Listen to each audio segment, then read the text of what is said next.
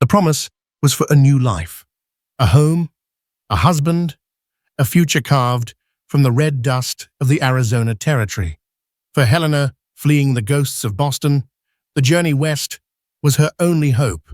But the letter in her hand, filled with gentle words, and the scent of pine, couldn't prepare her for the reality that awaited in the town of redemption. There was no groom waiting on the platform, no joyful welcome. There was only a fresh grave, a town drowning in secrets, and a silence more terrifying than any sound. Her dream had died before it ever had a chance to live, or so she thought, because in the shadows, a man watched a man caught between two worlds who would offer her protection, but at a cost that might be even greater than her solitude. The relentless rhythm of the train wheels had been the soundtrack to Helena Kensington's life for 6 days. Clack, clack, clack, clack, hope and dread, hope and dread. Each mile that separated her from the stifling parlors and suffocating pity of Boston was a mile closer to a man she'd never met, a life she'd only dared to dream of. His name was William Abernathy. His letters were her most prized possession. Tucked into her reticule, the crisp pages were worn soft at the creases from countless readings. He wrote not of passionate romance, but of practical things that to Helena were far more romantic. He described the scent of sagebrush after a rain, the way the sky bled crimson and gold at sunset over his modest ranch, and his plans to build a second room onto his cabin for you he'd written. He didn't seem to care about her family's fall from grace or the scandal that had sent her fleeing. He needed a partner, a companion, to brave the beautiful, harsh land. And Helena, whose spirit had been slowly withering, needed a purpose. The train hissed to a halt, a great iron beast, sighing steam into the dry, crystalline air of the Arizona Territory. Redemption! The conductor bellowed, his voice rough as gravel. End of the line! Helena gathered her meager belongings, her heart, a frantic bird, against her ribs. She smoothed the wrinkles from her deep blue traveling dress, a garment far too heavy for this oppressive heat, and stepped down onto the splintered wood of the platform. The town of Redemption did not look like its name. It was a single dusty street, flanked by tired-looking wooden buildings, their facades bleached by a merciless sun. A saloon, a general store, a blacksmith's forge, and a handful of other structures stared at her with blank, windowed eyes. There was no welcoming committee, no brass band, just a handful of leathery-faced men who paused their conversations to stare, their gazes lingering with an unnerving mixture of curiosity and suspicion. And there was no William Abernathy. She scanned the faces, her hopeful smile faltering. He had described himself in his letters, tall, with hair the color of corn silk, and a kindness in my eyes, or so my mother used to say. There was no one matching that description. Panic began to prickle at the edges of her composure. Perhaps he was delayed. A lost steer, a broken wagon wheel, the West was full of such possibilities. Clutching her bag, she made her way toward the largest building which proclaimed itself Redemption General Store and Post. The bell above the door jangled a cheerful, dissonant tune as she entered, blinking as her eyes adjusted to the cluttered gloom. The air was thick with the smells of coffee beans, tanned leather, and something else, something heavy and floral. A stout woman, with hair pulled into a severe bun, her face a mask of pinched disapproval, stood behind the counter. "Help you?" she asked, her tone making it clear she expected Helena to be trouble. "Yes, thank you. I'm looking for Mr. William Abernathy. He's expecting me." Helena's voice was smaller than she intended. The woman's expression shifted from suspicion to a sort of grim, theatrical pity. She exchanged a look with a man buying tobacco at the far end of the counter. "You must be the mail-order bride," the woman said, not as a question, but as a pronouncement of doom. "I am Helena Kensington," she confirmed, forcing strength into her voice. "Is Mr. Abernathy in town?" The woman Martha wiped the clean counter with a dirty rag. "Mr. Abernathy," she said, drawing the name out, "had a bit of an accident. Thrown from his horse, they said, up near the Blackwater Creek crossing. Nasty fall." The floral scent in the air suddenly made sense. It was the funereal smell of lilies. The blood drained from Helena's face, and the floor seemed to tilt beneath her feet. "Accident, is he all right?" Martha's pitying gaze was answer enough. "We buried him 2 days ago, miss. The whole town turned out. Reverend gave a fine sermon. He was a good man, William." Buried. The word was a physical blow, knocking the air from her lungs. 6 days on a train, fueled by hope and the promise of a man's gentle words, only to arrive and find him in the ground. The letters in her bag felt like stones.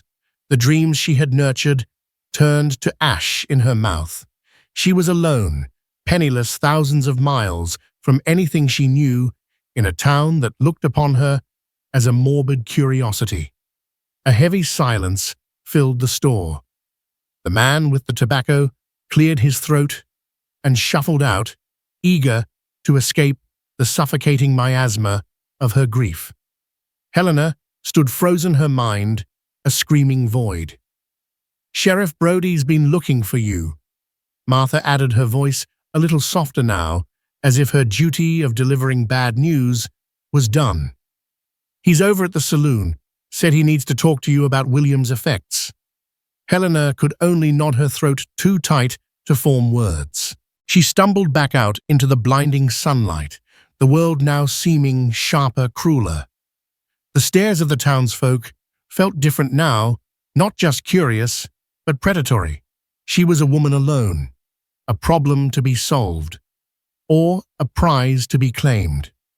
The saloon doors swung open, and a man emerged, a silver star glinting on his vest.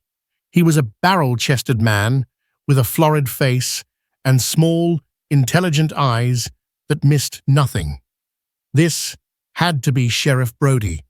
He strode toward her with an air of proprietary authority. "Miss Kensington," he said, his voice a low rumble. "I'm Sheriff Brody. I'm sorry you had to find out this way. A terrible tragedy." His sympathy felt rehearsed, a platitude offered 1,000 times. "We need to discuss the disposition of William's property. Technically, since you weren't yet wed, you have no claim. The ranch will likely be absorbed by the territory and auctioned off." Auctioned off. William's dream. The place he'd described with such love, sold to the highest bidder. Her last tenuous connection to him erased. Where am I to go?" she whispered, the question hanging in the dusty air. Brody stroked his thick mustache. "There's a boarding house, Mrs. Gable's, clean enough, but you'll need funds. Perhaps we can find some work for you. The saloon needs help. Cleaning." He let the last word hang there, weighted with insinuation. Helena recoiled as if struck. The same sordid offers she'd faced in Boston, cloaked in false concern. Her despair was hardening into a cold, defiant anger. She would not be a charity case. She would not be a saloon girl. "Thank you, Sheriff," she said, her voice trembling but firm. "I will manage." As Brody watched her, a speculative gleam in his eye, another figure emerged from the shadows of the blacksmith's forge across the street. He had been there the whole time, watching unnoticed. He was tall and lean, moving with a liquid grace that was a stark contrast to the stiff, heavy-footed gaits of the other men. He wore dusty rancher's clothes, but they couldn't conceal the coiled strength in his frame. His face was all sharp angles, and plains his skin the color of burnished copper. A fall of straight jet-black hair was held back from his brow by a thin leather band. But it was his eyes that held Helena captive. They were a startling, pale green, the color of sea glass, and they watched her with an unnerving intensity. They were the eyes of a predator, but also of a protector. He was a man of two worlds, his heritage etched into his very being, half white, half Apache. And in redemption, that meant he belonged to neither.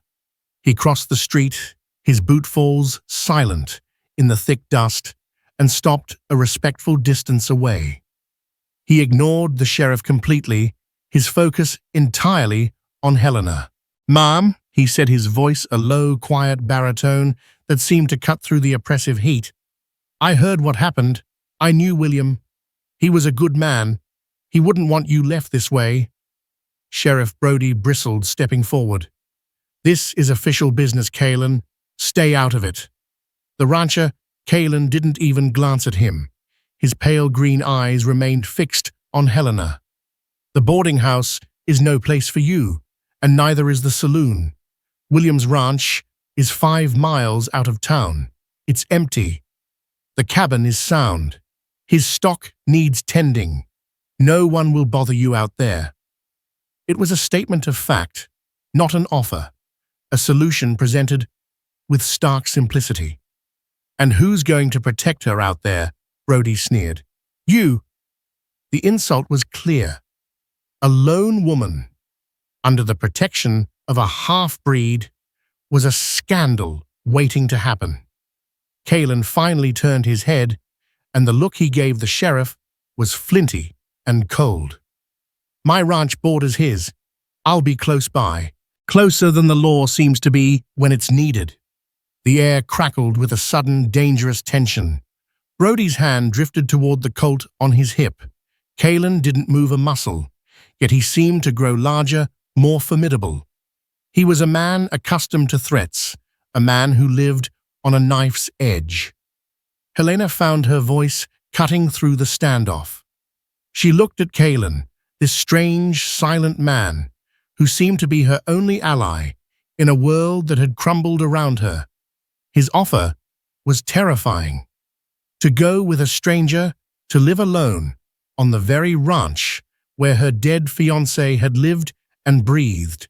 But the alternative, to stay in this vulture's nest of a town, was unthinkable. In his eyes, she saw not pity, but a flicker of shared understanding, the look of an outsider. "I accept," she said, her voice clear and resolute.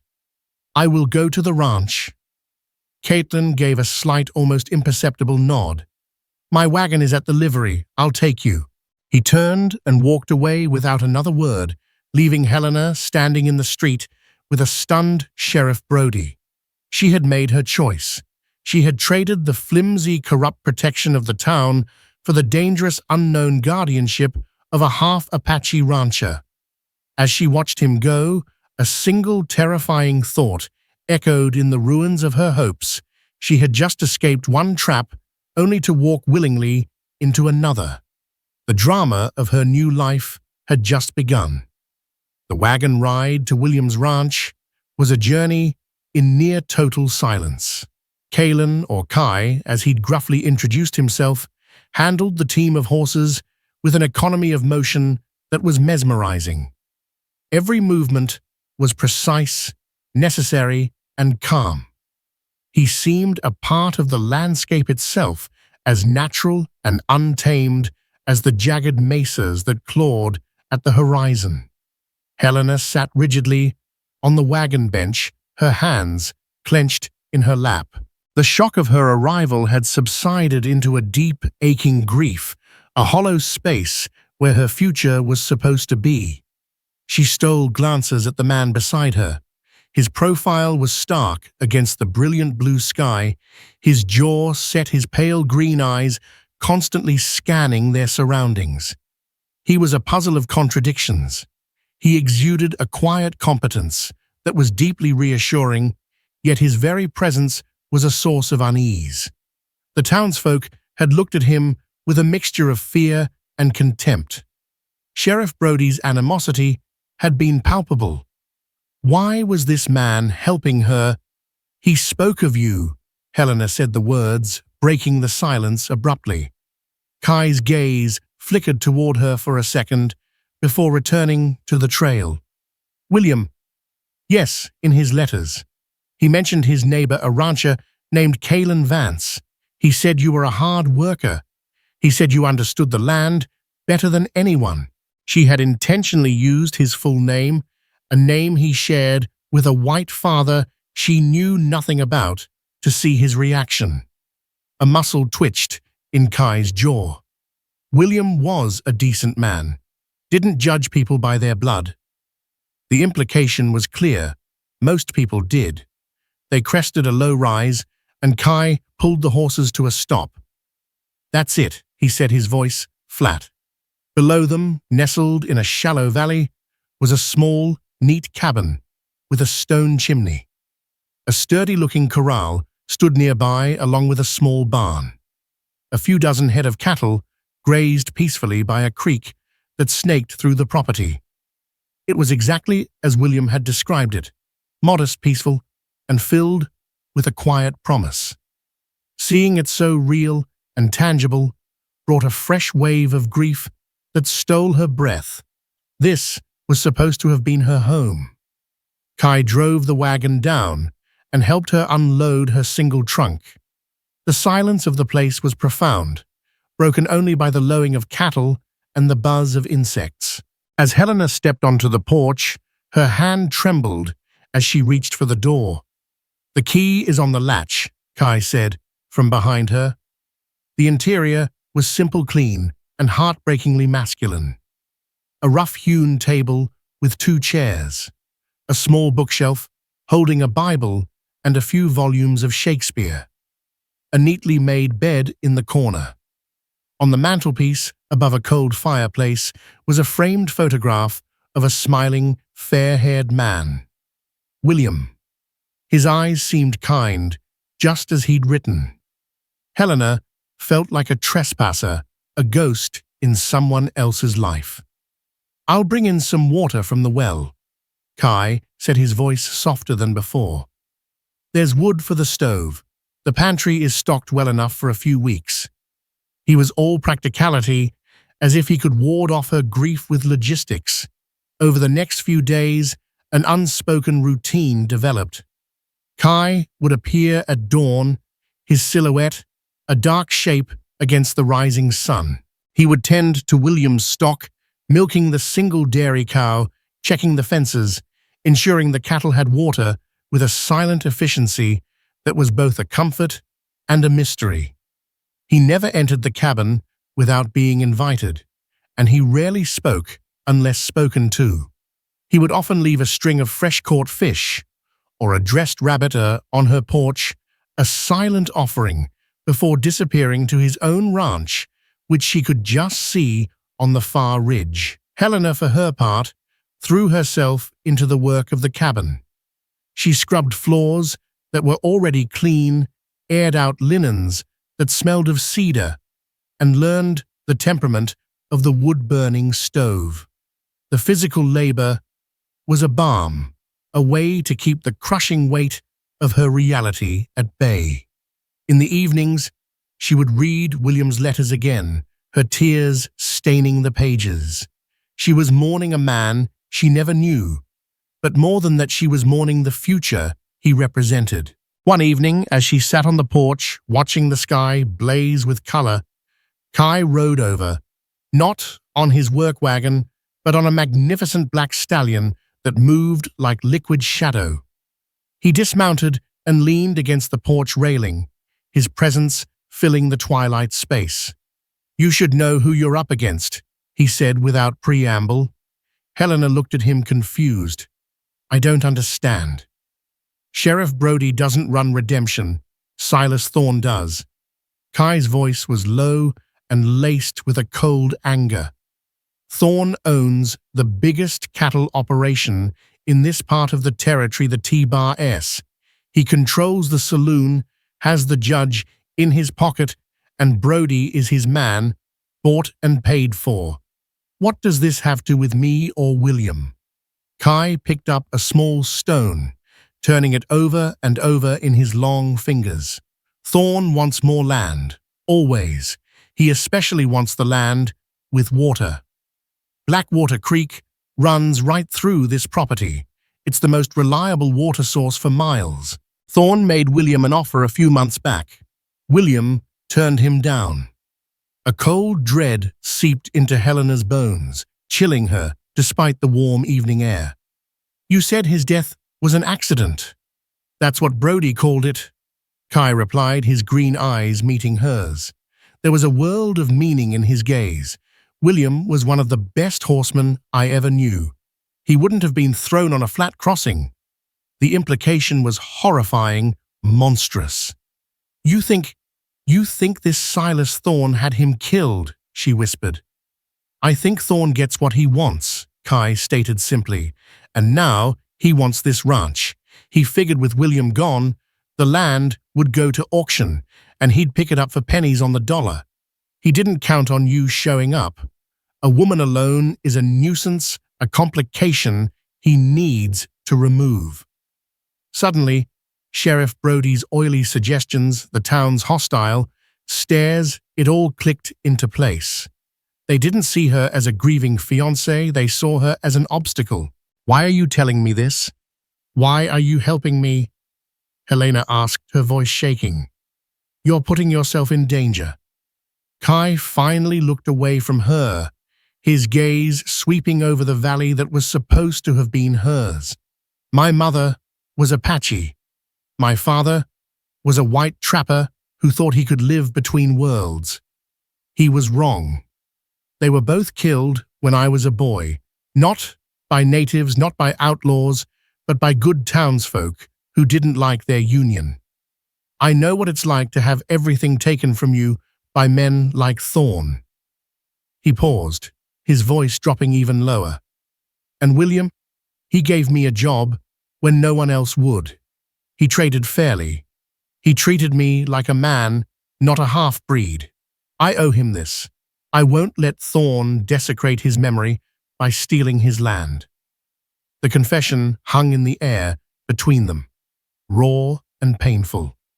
Helena saw him then, not as an intimidating stranger, but as a man forged by loss, a man who understood her own desolation in a way no one else could.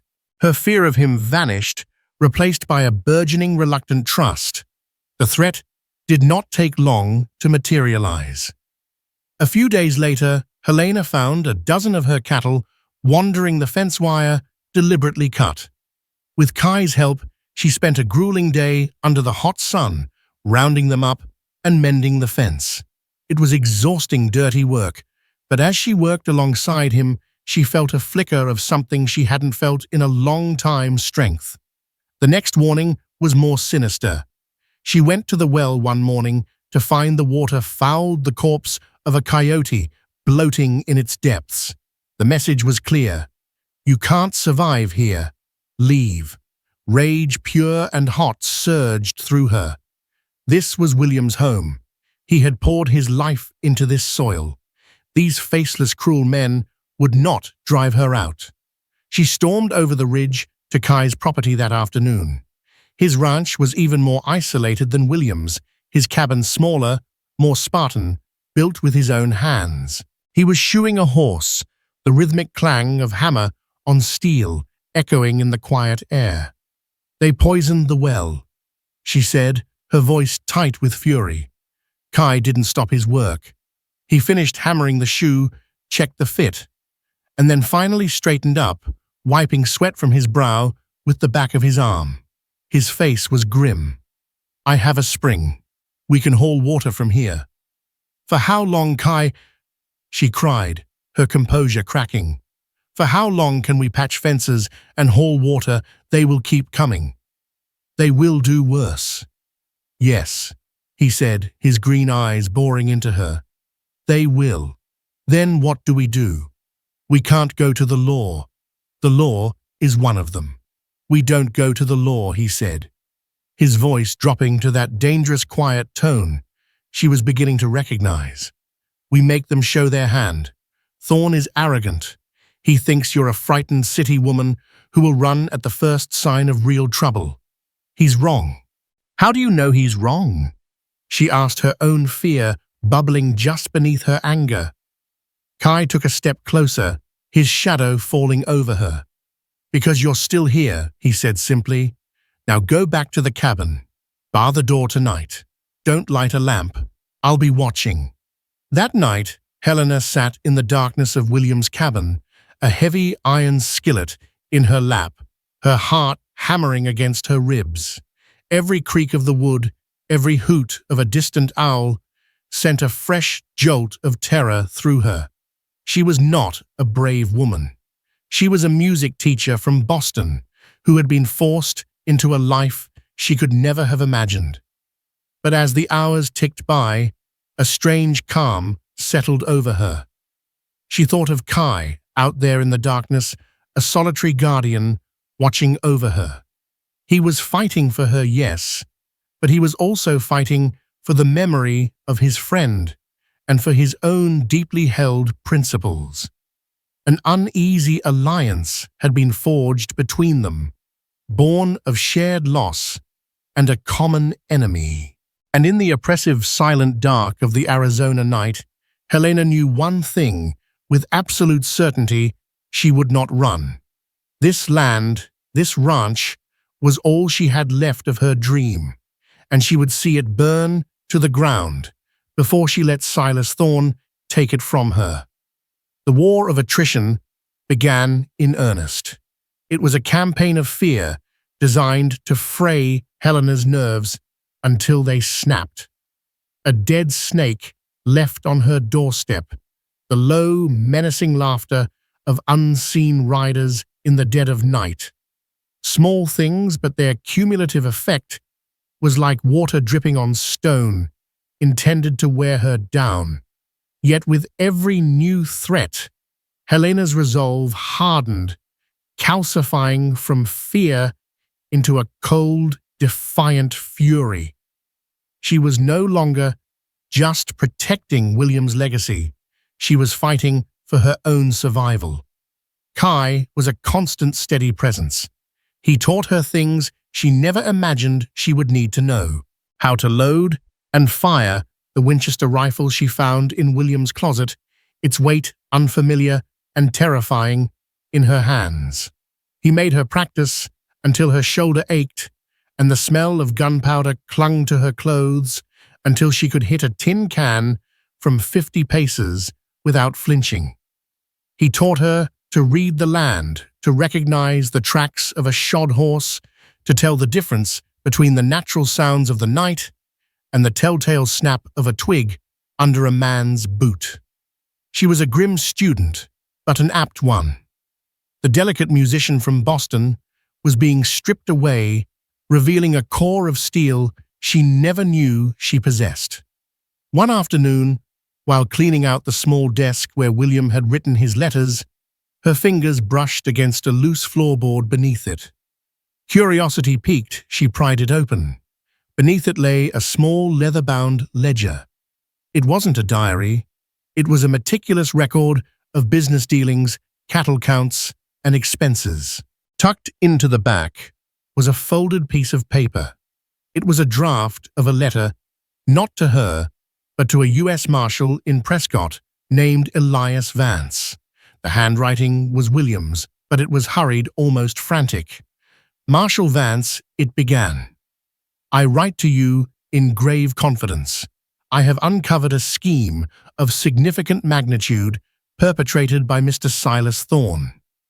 In his haste to expand his T-S empire, he has not been buying land, but falsifying federal land grant documents and land patents.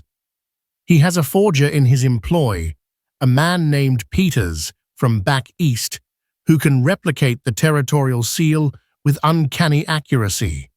Thorne is claiming ownership of vast tracts of land, including grazing lands vital to smaller ranches, by creating fraudulent deeds.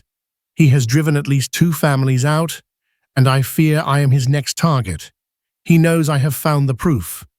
I am enclosing a copy of one such forged patent for your examination. I fear for my life, and pray this letter reaches you." Helena's blood ran cold. This was it. This was the motive. Not just a desire for water rights, but the desperate need to silence a man who could send him to prison for life. William hadn't just been murdered for his land. He had been executed to cover up a massive criminal conspiracy. And he had proof. She frantically searched the small cache, but the forged patent William mentioned was gone. Had Thorne's men found it after his death, or had William hidden it somewhere else? That evening, when Kai arrived with 2 rabbits for her stew, she showed him the letter. He read it under the dim light of her lantern, his face an unreadable mask, but she could see the tightening of his jaw. "Peters," he said the name, a low growl. "I've seen him. A rat-faced man with ink stains on his cuffs.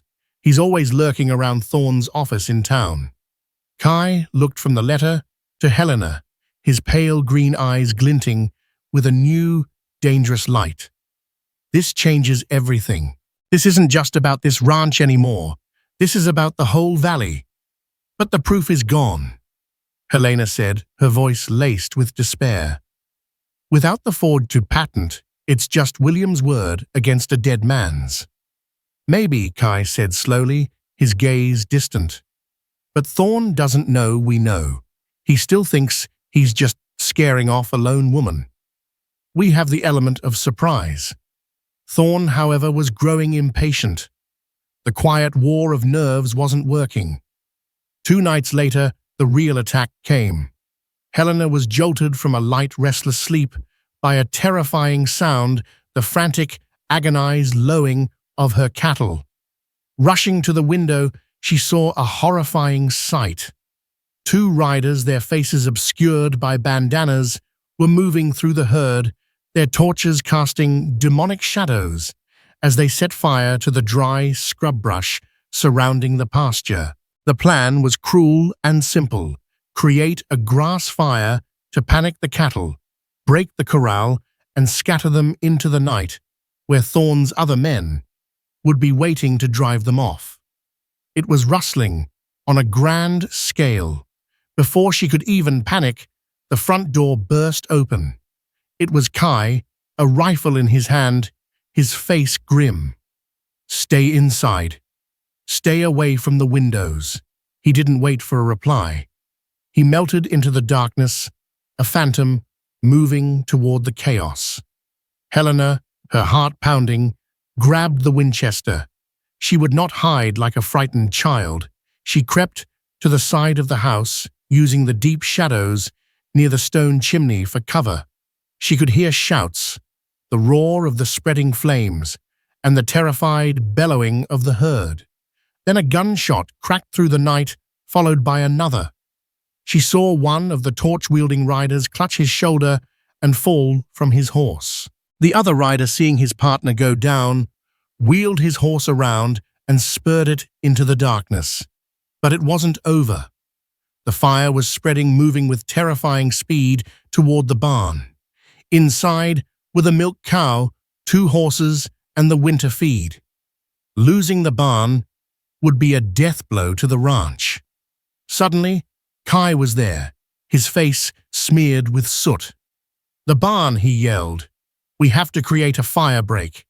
He grabbed a shovel, and Helena, without a second thought, grabbed a heavy blanket from her trunk and plunged it into the water trough. They worked in a desperate, frantic rhythm. Kai dug a trench, clearing a line of grass and brush ahead of the flames, while Helena followed, beating at the embers that jumped the line with the heavy soaked blanket. The heat was blistering, the smoke acrid and choking. Her lungs burned, her eyes streamed, and her arms felt like lead. But she kept going, fueled by adrenaline and a primal fury. She worked side by side with Kai, a seamless team, moving through a hellscape of their own. They were no longer a mail-order bride and a half-breed rancher. They were two warriors fighting for the same patch of ground. As the fire licked at the edges of their hastily dug trench, another figure emerged from the smoke. It was one of Thorne's men, the one who had fled. He had circled back, a pistol in his hand, his eyes wide with panic and malice. He raised the gun, aiming it squarely at Kai, whose back was to him. "Kai!" Helena screamed. There was no time to think. She raised the Winchester, the stock fitting against her shoulder, with a grim familiarity. She remembered Kai's words. "Breathe out. Squeeze, don't pull." She found the man in her sights, squeezed the trigger, and the rifle bucked against her, its roar deafening. The man grunted his pistol, discharging harmlessly into the sky as he spun around and collapsed into the dirt. Silence descended, broken only by the crackle of the dying flames and Helena's own ragged breathing. Kai whirled around, his eyes wide with shock, looking from the downed man to the rifle in Helena's hands. She stared at the fallen man, her body trembling violently. She hadn't killed him. She could see the dark stains spreading on his leg, but she had shot a man. A line had been crossed. The last vestiges of the woman from Boston had just burned away in the Arizona night. Kai rushed to her side, gently taking the rifle from her shaking hands. "Are you all right?" he asked, his voice rough with concern. She could only nod, unable to speak. They tied up the two wounded men, one of whom she recognized as a loud-mouthed braggart from the saloon. In his saddlebag, Kai found something that made him freeze, a second identical forged land patent, this one for the Miller property on the other side of the valley. Thorne had been ready to expand his fraudulent empire. Peters the forger had clearly been busy. The storm had broken. This was no longer about intimidation. It was about open warfare. They had two of Thorne's men, and the very proof they needed to expose him. "We ride for redemption at dawn," Kai said, his voice hard as iron. "We're not waiting for a marshal from Prescott. We're ending this now." He looked at Helena, his expression a mixture of awe and deep concern. They thought they were fighting a timid sheep. They just found out they're fighting a she-wolf. As the first hints of dawn painted the scorched earth in shades of grey and pink, Helena knew he was right. The fire had not destroyed them. It had forged them. And they were coming for Silas Thorne. Dawn broke over a scene of devastation. The air was thick with the smell of charred earth and lingering smoke. The valley, once peaceful, was now a blackened scar.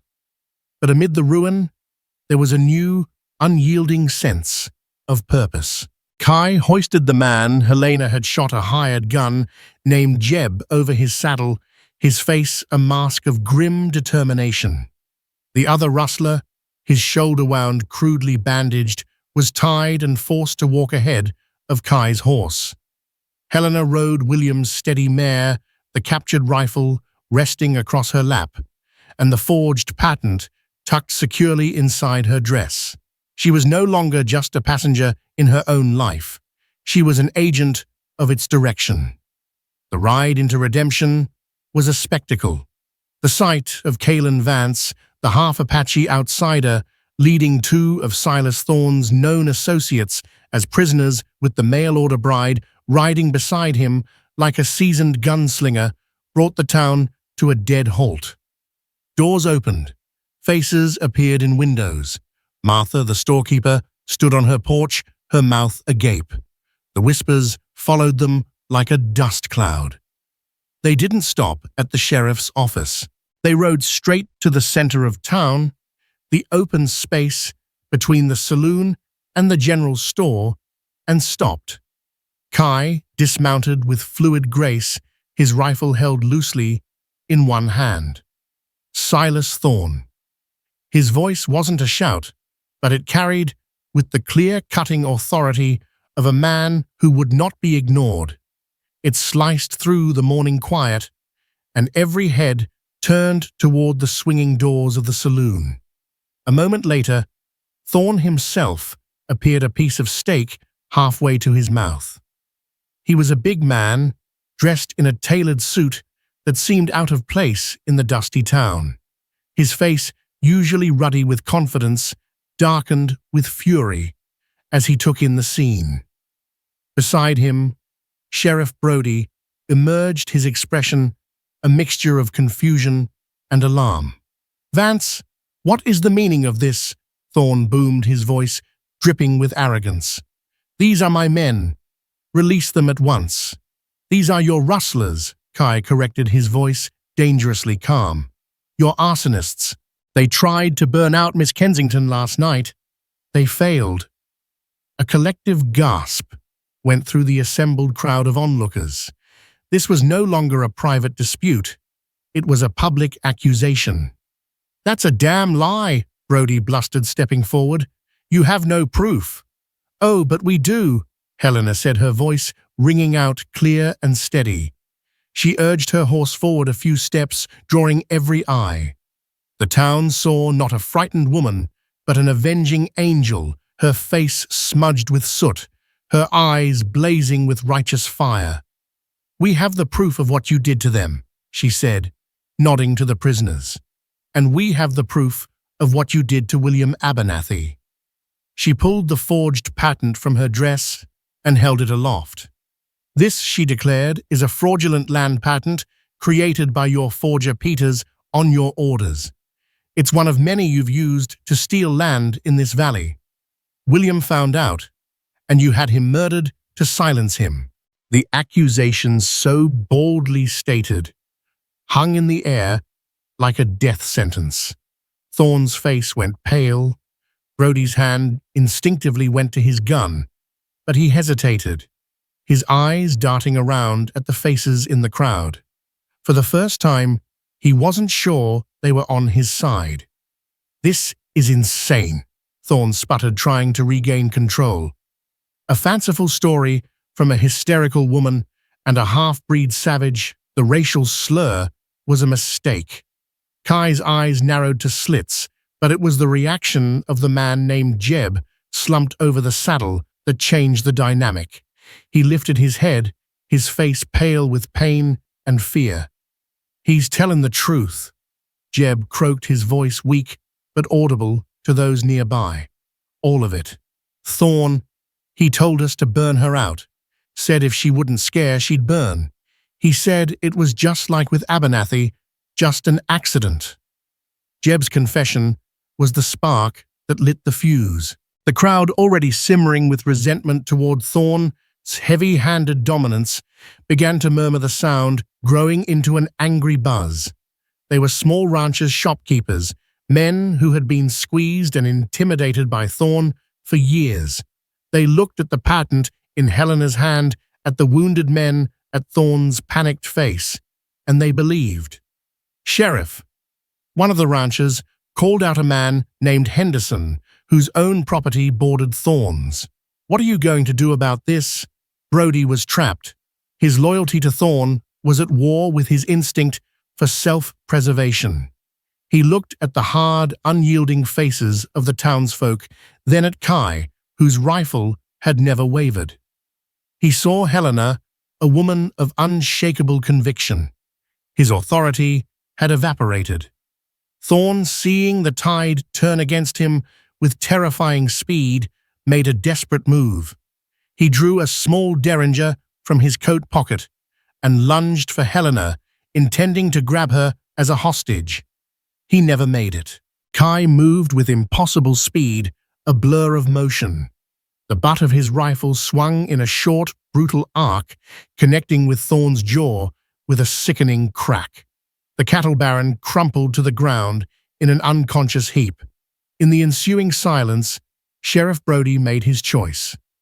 He slowly, deliberately unbuckled his gun belt and let it drop into the dust. It's over, he mumbled, his face ashen.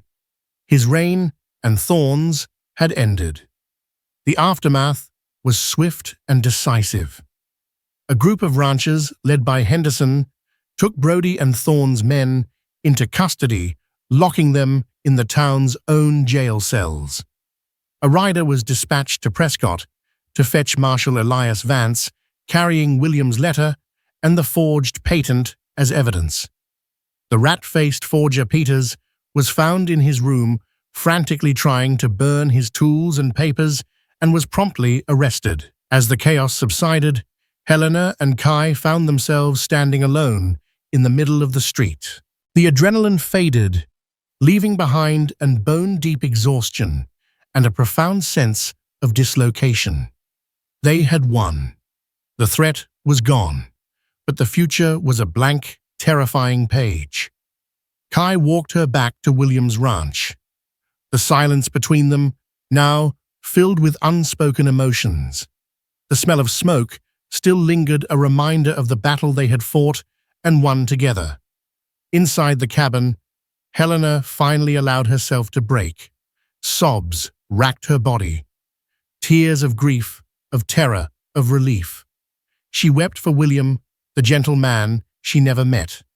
She wept for the woman she used to be, now gone forever. And she wept with the overwhelming, frightening realization that her life was now completely and irrevocably entwined with the silent, dangerous man who stood watching her, his own face, a canvas of conflicting emotions. Kai didn't try to comfort her with words.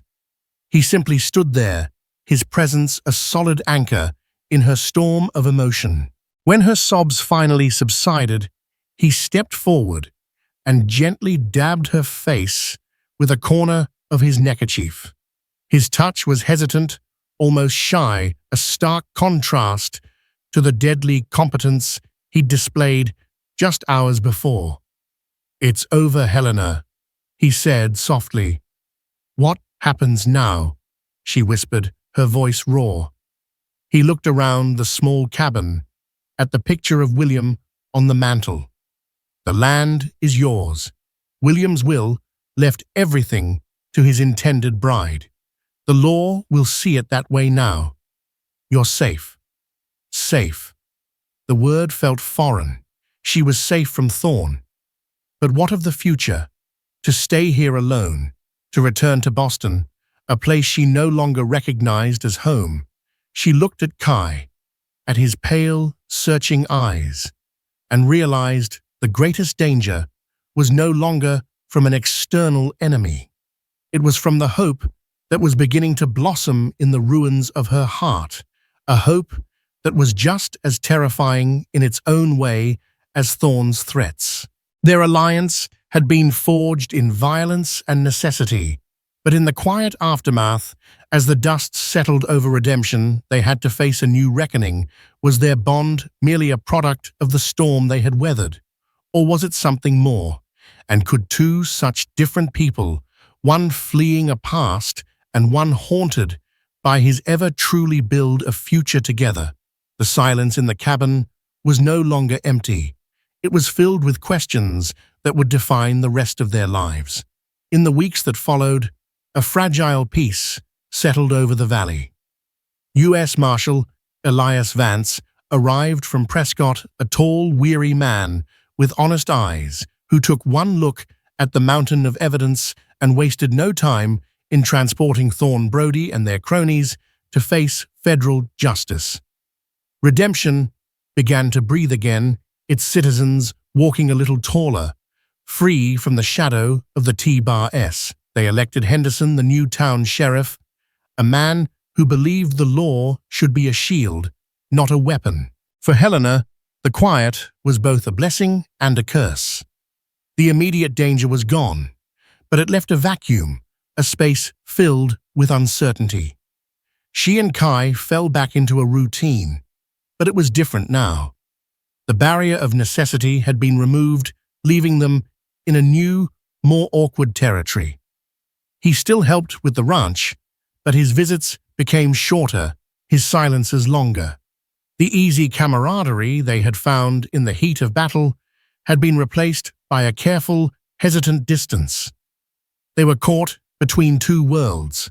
They were no longer just a mail-order bride and a protective neighbor, but they were not yet anything else. The unspoken feelings that had flared between them during the fire now lay banked and simmering, too powerful to ignore, but too dangerous to acknowledge. Helena found herself at a crossroads. The ranch was legally hers. She could sell it, take the money, and return to the east, a woman of independent means. She could put the dust, the violence, and the memory of Kaelen Vance behind her forever. The thought was logical. It was safe. And it felt like a betrayal. One evening, she rode to the top of the ridge that separated her land from Kai's. From there, she could see both ranches, William's nestled in its green, watered valley, and Kai's clinging to the harsher, rockier landscape above. It was a perfect metaphor for their lives. She had been given a gift, a foundation. He had carved his existence from nothing with his bare hands. She saw him below, mending a corral fence, his movements as economical and precise as ever. Watching him, she felt a profound, aching clarity. Returning to Boston wouldn't be a victory, it would be a retreat. Her old life no longer fit the woman she had become, the woman who could fire a Winchester face down a cattle barren and find solace in the vast, silent emptiness of the desert. Her home wasn't in the past. It was here, on this harsh, beautiful land.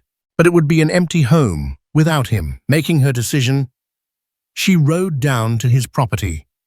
He stopped his work. As she approached, his expression guarded. "Kai," she began, her voice firm. "We need to talk." He nodded, leaning against the fence post, waiting. "The townsfolk, some of them have been making offers on the ranch," she said. "Good offers. I could be very comfortable back east." A flicker of something disappointment, resignation, crossed his face before his mask of indifference fell back into place. "That's your right," he said, his voice flat. "It's a good life for a woman like you." "A woman like me?" she challenged, her eyes flashing.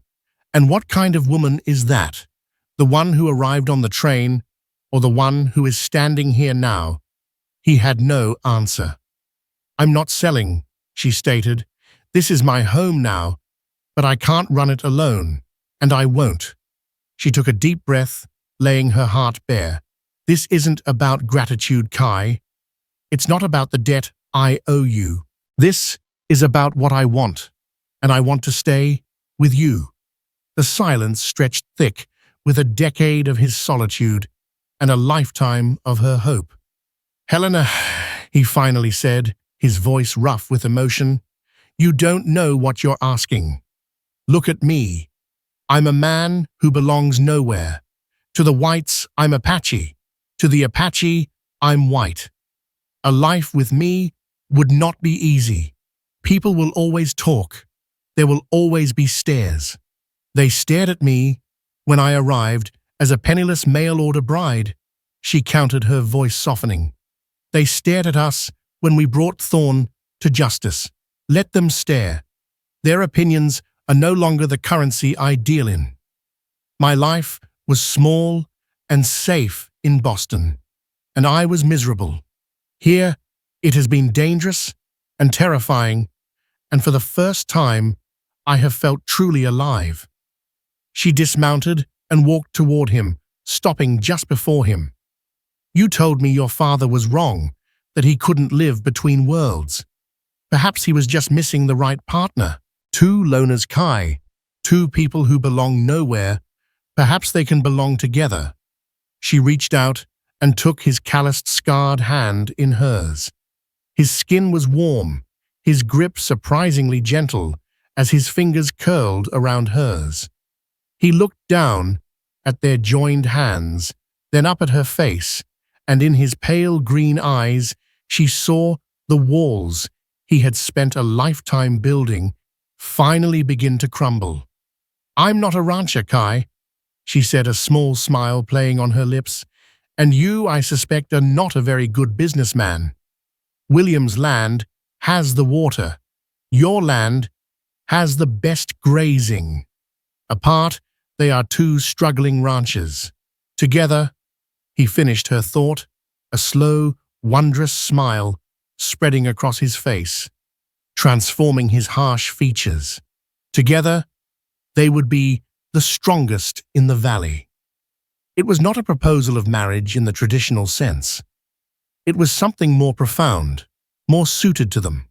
It was a proposition of partnership in life and in labor, a merging of land, of futures, of two fractured souls finding their whole in each other.